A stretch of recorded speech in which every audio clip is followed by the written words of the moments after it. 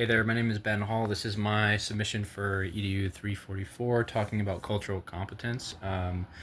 So, the idea that I latched onto from the video was talking about keeping, um, if we're trying to maintain a culturally competent classroom, keeping things forward based as opposed to covering history in that culture. I learned something new from hearing that because when I was in school, all we really ever focused on was the history of a place, and it was made it kind of old and kind of boring and like stale. Most of the lessons would be kind of stale, um, but I really liked how, you know, what the lady in the video was talking about was jump into the culture now as it is and see what are some of the things that, if you study that culture in your class that day, offer some different things that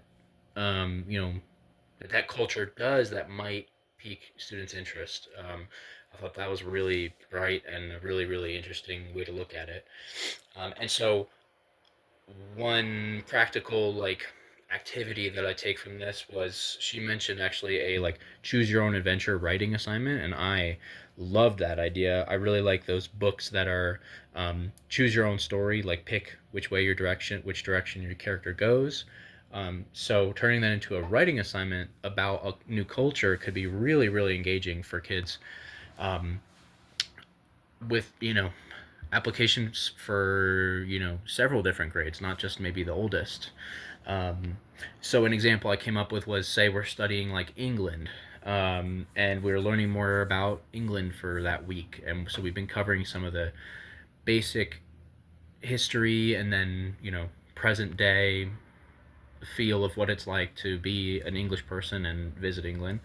And so I thought, okay, assign a choose your own adventure writing assignment, and you have these topics you can pick from to create a character and have them go through um, some cool activities that are English in their nature, and then they can kind of have to research and figure out what those really would look like. So I had the topics, and this is interesting to me too: local food, architecture in England, soccer. I love soccer, so I picked that because that's a big deal in England.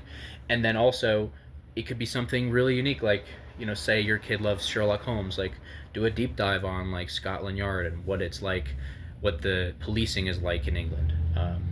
That way, you're tapping into the culture from a first person perspective as a character you're writing about, and then like I said before, you're not um, getting stuck in the past and in the old. You're thinking about putting yourself in the shoes of an English person today.